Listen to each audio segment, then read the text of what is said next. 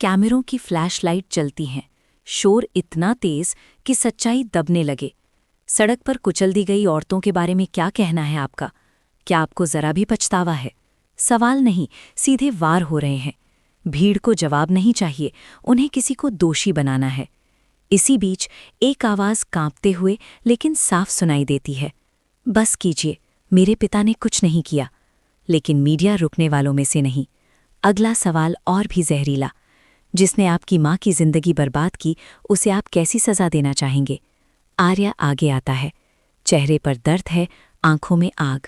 वो कोई बड़ा भाषण नहीं देता, बस इतना कहता है, जो भी दोषी है उसे बख्शा नहीं जाना चाहिए। यहीं से माहौल बदल जाता है। लोगों को नया टारगेट मिल जाता है। भीड़ बुजुर्ग दंपति को घेर लेती है। तानों की बारिश, इल्जामों की बौछार। एक बूढ़ी औरत को मारकर सुकून मिला, अब क्यों चुप हो? दोनों के होंठ कांपते हैं लेकिन शब्द नहीं निकलते। इतनी नफरत के सामने आवाज़ भी हार जाती है। तभी भीड़ को चीरती हुई अनु आगे आती है। उसकी आंखों में डर नहीं, सिर्फ सच है। वो हर सवाल को पलट देती है, हर इल्ज़ाम को आईने दिखाती है।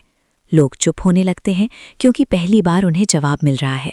लेकिन कहानी यहीं ख़त्म नहीं होती। आर्या की एंट्री फिर से होती है। अब सारे कैमरे उसी पर टिके हैं। कोई पूछता है, अगर ये लोग दोषी निकले तो क्या आप इन्हें सज़ा दिलवाना चाहेंगे? आर्या बिना हिचक कहता है, हाँ, कानून सबके लिए बराबर है। ये शब्द अनु के दिल में तीर की तरह लगते हैं। उसे लगता है, क्या आर्या भी उसके पिता पर शक कर रहा है? अगर ऐसा है तो फिर उन्हें जमानत क्यों मिली?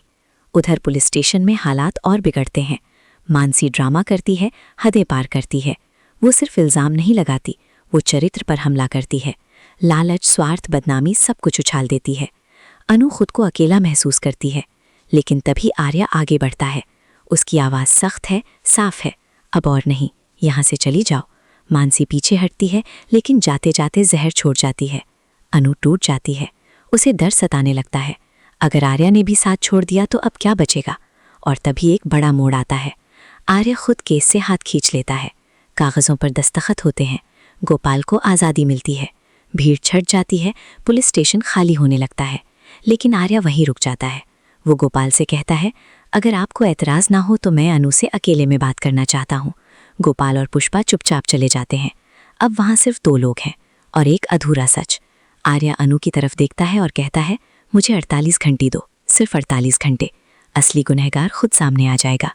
अनु कुछ नहीं कहती, लेकिन उसकी आंखों में उम्मीद फिर से जाग उठती है। दूसरी तरफ अंधेरे में एक और खेल चल रहा है। मीरा पैसे थमाते हुए मुस्कुराती है। उसे लगता है सब कंट्रोल में है। लोग गलत जगह देख रहे हैं, लेकिन वो भूल रही है, सच को ज़्यादा देर छुपाया नहीं जा सकता। रघु के बच्चे सवाल जोड़ने लगे हैं। छोटी छोटी बातें अब बड़ी तस्वीर बना रही हैं। शक अब यकीन में बदलने वाला है। और जिस दिन ये सच्चाई आर्या तक पहुंची, उस दिन मीरा के लिए कोई बहाना काम नहीं आएगा। कोई पैसा, कोई चाल, कोई आंसू नहीं बचाएगा। क्योंकि जब आर्या को पता चलेगा कि उसकी माँ के हादसे के पीछे कौन था, तो वो किसी को नहीं छोड़ेगा। अब सवाल बस एक है, क्या इस बार सच जीतेगा या फिर झूठ एक और जिंदगी तबाह करेगा? आप बताइए, क्या आप तैयार हैं उस खुलासे के लिए? कमेंट में अपनी राय ज़रूर लिखिए।